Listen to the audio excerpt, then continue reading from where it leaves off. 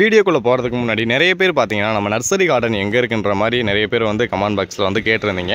நம்ம நர்சரி பார்த்தீங்கன்னா தேனியிலேருந்து பழைய கம்பம் போகிற பழைய பைபாஸில் வந்து இருக்குது. முத்துதேவம்பட்டி தாண்டி மின்னரசு நகர்ன்ற ஒரு ஏரியாவில் வந்து இருக்குது. நீங்கள் நர்சரியில் வந்து வாங்கணுன்றவங்க வாங்கிக்கோங்க. வேறு நீங்கள் ஆன்லைனில் வாங்கணுன்றாலும் வீடியோ தெரிகிற வாட்ஸ்அப் நம்பருக்கு ஹாய்னு மெசேஜ் பண்ணி உங்களுக்கு வேணுன்ற செடியை நீங்கள் தாராளமாக ஆர்டர் பண்ணி வாங்கிக்கலாம். வேறு ஃப்ரூட்ஸு, ஃப்ளவரு, வேறு ரோஸ் பிளான்ட் இந்த மாதிரி ஏகப்பட்ட கலெக்ஷன் இருக்குது. கேட் லாக்லேயே செக் பண்ணிக்கோங்க. Hi friends, welcome to A O nursery garden. நாம் இன்றைக்கி என்ன டாபிக் பார்க்க போகிறோன்னா, நீங்கள் ஒரு நர்சரியில் போய் ரோஜா செடியே வாங்கினா கூட அந்த ரோஜா செடியை எந்த மெத்தடில் தொட்டியில் நடவு பண்ணணுன்ற பற்றி பார்க்க போகிறோம். அடுத்தது நிறைய பேர் பார்த்தீங்கன்னா தரையில் நடவு பண்ணுற மெத்தட் வேறையான்ற மாதிரியும் கேட்டிருக்காங்க. தரையில் இப்போ நான் தொட்டியில் எப்படி நடவு பண்ணுறேனோ அதே மெத்தடில் நீங்கள் நடவு பண்ணாலே பூக்கள் வந்து இந்த மாதிரி பெரிய பெரிய சைஸாகவும் பூக்கள் வந்து பூக்கும். அதுக்கு தேவையான ஃபெர்டிலைசர் வந்து எப்படி யூஸ் பண்ணணும், தொட்டியில் எந்த மெத்தடு, சிம்பிள் மெத்தடு தான். அந்த மெத்தட் தெரியாமல் நிறைய பேர் நட்டு வச்சு தான் அந்த செடி வந்து பால்ட் ஆகிற பிரச்சனை, பூக்கள் வந்து பூக்காமல் போகிறது, இந்த மாதிரி நிறைய காரணம் ஆகும். அதை எப்படி ஃபுல்லாக இந்த ஒரே வீடியோவில் பார்த்தீங்கன்னா நீங்கள் நர்சரியில் வாங்கிட்டு வர செடியை எந்த மெத்தடில் பராமரிக்கணுன்ற பற்றியும் பார்த்துடலாம். நம்ம சேனலை நீங்கள் புதுசாக பார்க்குறவங்களா இருந்தால் கீழே உள்ள சப்ஸ்கிரைப் பட்டனை மறந்துடாமல் சப்ஸ்கிரைப் பண்ணிக்கோங்க. பக்கத்தில் உள்ள பெல் ஐக்கானையும் ஆல்ன்றதை கொடுத்தீங்கன்னா நெக்ஸ்ட் போகிற வீடியோ உங்கள் மொபைலில் நோட்டிஃபிகேஷன் வந்துடும். இப்போ இந்த செடிக்கு ஃபுல்லாமே தொட்டி பார்த்தீங்கன்னா நம்ம நர்சரியில் வந்து செலக்ட் பண்ணி எடுத்துருக்க தொட்டி பார்த்தீங்கன்னா 10 இன்ச்சு தொட்டி, 10 இன்ச்சு. அடுத்து பார்த்தீங்கன்னா 12 இன்ச் தொட்டி வந்து செலக்ட் பண்ணி எடுத்துருக்கோம். நீங்கள் 2 தொட்டியுமே 10-12 வந்து தாராளமாக ரோஸ் பிளான்ட் வந்து வச்சுக்கலாம். அதுக்கு மண் கலவை பார்த்தீங்கன்னா செம்மண் கலவை கொடுக்கலாமான்னு நிறைய பேர் கேட்டிருக்காங்க. செம்மண்ணில் மட்டும் கொடுத்தாதே வருமானு கேட்குறாங்க. மண் கலவை செம்மண் கொடுத்தாலும் சரி, இல்லை கருப்பு மண் கொடுத்தாலும் சரி, ரெண்டுமே நல்லா தான் இருக்கும். நம்ம கொடுக்குற ஃபெர்டிலைசரில் மட்டும்தான் இருக்குது. ஸ்டார்டிங்கில் நீங்கள் மண்ணு கொடுக்கும்போதே பார்த்தீங்கன்னா மண்ணுக்கு தேவையான உரங்கள் வந்து கண்டிப்பாக யூஸ் பண்ணுங்கள். ஆட்டுச்சாணமோ அப்படி இல்லைன்னா நீங்கள் வெர்மி கம்போஸ்ட்டோ ஏதோ மண்ணு கூட நல்லா கலந்து யூஸ் பண்ணிங்கன்னா ஸ்டார்டிங்கில் கொடுக்கும்போது அடுத்து வந்து மண் ஃபுல்லாக உள்ளே கொடுக்க முடியாது, மேலாப்பில் தான் கொடுக்க முடியும். அதனால் கொடுக்கும்போது மண் வந்து யூஸ் பண்ணிக்கோங்க. மண் வந்து நீங்கள் பிளாக் மண் போட்டாலும் சரி, இல்லை கருப்பு மண் போட்டாலும் சரி, கல்லுலாம் மட்டும் சாஃப்டாக இருக்க மாதிரி மண் கலவை வந்து கொடுங்க. அடுத்ததாக தொட்டிக்கு மெயினாக எல்லாருமே பண்ண வேண்டிய தவறு என்ன பண்ணுறீங்கன்னா, கல் அந்த ஹோல்ஸில் வந்து கல் வைக்காமல் போடுறது. இந்த கல் எதுக்காக வைக்கிறோன்னு பார்த்தீங்கன்னா, இப்போ இந்த மண் போடுறோம்ல, இப்படி மண் போட்டுருவோம். இப்படி போட்டதுக்கப்புறம் அந்த கல் இருக்கிறனால தண்ணி வந்து ட்ரை ஆகிரும். அதே நீங்கள் இந்த கல் இல்லாமல் இப்படி மண்ணை போட்டுட்டிங்கன்னா அந்த ஹோல்ஸில் போய் உள்ளே போய் எல்லா மண்ணுமே பார்த்திங்கன்னா நல்லா கிரிப்பாக இறுகிரும். அப்படின்னும் போது தண்ணி வந்து இறங்காது. அதனால தான் முடிஞ்ச வரைக்கும் நீங்கள் புதுசாக தொட்டி வாங்கி வச்சாலும் அந்த தொட்டியில் ஹோல்ஸ் இருக்கான்றதை மெயினாக வந்து பாருங்கள். ஹோல்ஸ் இல்லைன்னா நீங்கள் ஹோல்ஸு கண்டிப்பாக போட்டுட்டு அந்த ஹோல்ஸில் கண்டிப்பாக இந்த மாதிரி சின்ன ஒரு கல் வந்து வைக்கணும். இப்படி கல் வச்சிங்கன்னா தான் உங்களுக்கு கரெக்டாக இருக்கும். நீங்கள் தண்ணி எவ்வளோ தண்ணி ஊற்றினாலும் அந்த தண்ணி ஃபுல்லாமே ட்ரை ஆகி கீழே வந்து இறங்கிடும். அது ட்ரை ஆகி உங்களுக்கு இறங்காமல் அப்படியே செடியில் தேங்கி நின்றுச்சுன்னா செடி வந்து அழுகி டெத் ஆகிரும். அதனால் முடிஞ்ச வரைக்கும் நீங்கள் ஸ்டார்டிங்கில் அந்த ஹோல்ஸில் ஒரு கல் வச்சுட்டு அதுக்கப்புறம் வந்து மண் வந்து யூஸ் பண்ணுங்கள். அடுத்தது அந்த மண் கலவை நீங்கள் கொடுக்கும்போது பார்த்தீங்கன்னா மண் எந்த அளவுக்கு கொடுக்கணும்னா, எவ்வளோ பெரிய சைஸ் தொட்டியில் வேணாலும் வச்சுக்கோங்க.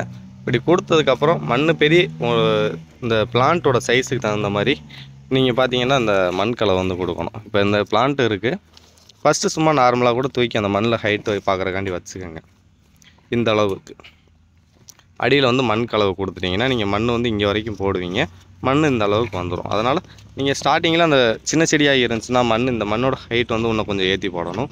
இன்னும் பெரிய செடியாக இருக்குன்ற பட்சத்துக்கு இந்த மண்ணோட அளவை வந்து குறைக்கணும்.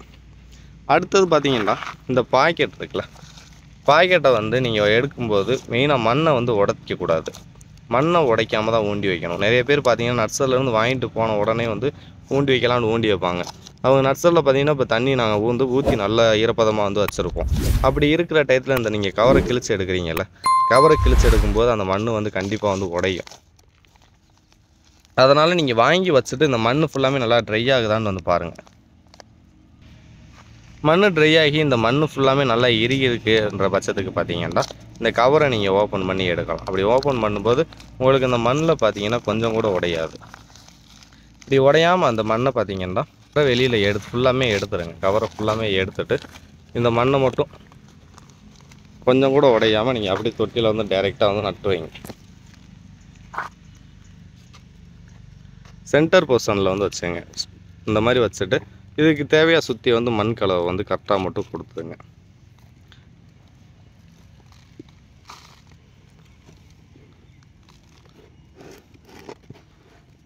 மண் கொடுத்துட்டு மண்ணை வந்து இருக்கக்கூடாது. இது ஃபுல்லாமே பார்த்தீங்கன்னா நீங்கள் பிளான்ட் வந்து இப்போ நீங்கள் புதுசாக பதிய வைக்கிற அந்த வேறு தேடுற நாற்று தான் நீங்கள் ஊண்டி வச்சுட்டு மண்ணை வந்து ரொம்ப கிரிப்பாக வந்து இப்படி அமைக்கி விடணும்.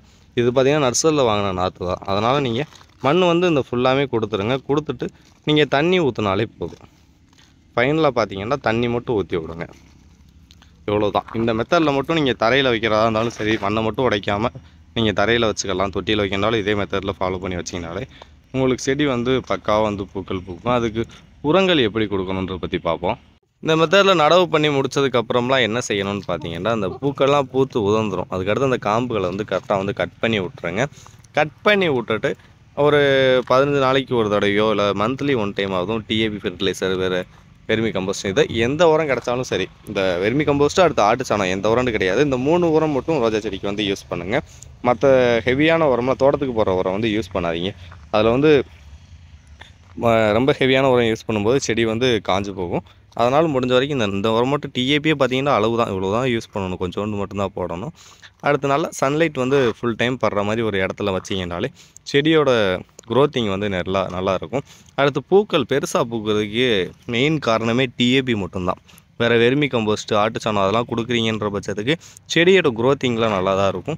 டிஏபி வந்து நீங்கள் கொடுக்குறீங்கன்றாலே பூ வந்து இந்த மாதிரி பெரிய பெரிய பூவாக வந்து பூக்கும். கம்பல்சரி ஃபெர்டிலைசர் பார்த்திங்கன்னா 15 நாளைக்கு ஒரு தடவை இல்லை மந்த்லி ஒன் டைமாவது கண்டிப்பாக ஃபெர்டிலைசர் ரோஜா செடிக்கு வந்து கொடுக்கணும். அதுவும் தொட்டியில் வச்சுருக்கவங்க மெயினாக வந்து கொடுத்தே ஆகணும். இந்த மெத்தடை மட்டும் கரெக்டாக ஃபாலோ பண்ணி நீங்கள் செடியை வந்து வளர்த்திங்கனாலே போதும் தான். வீடியோ பிடிச்சிருந்தால் லைக் பண்ணி விட்ருங்க. வேறு ஏதாவது டவுட்ஸ் இருந்தாலும் கீழே உள்ள கமெண்ட் பாக்ஸில் மென்ஷன் பண்ணி விடுங்க. தேங்க்யூ ஃபார் வாட்சிங் ஃப்ரெண்ட்ஸ்.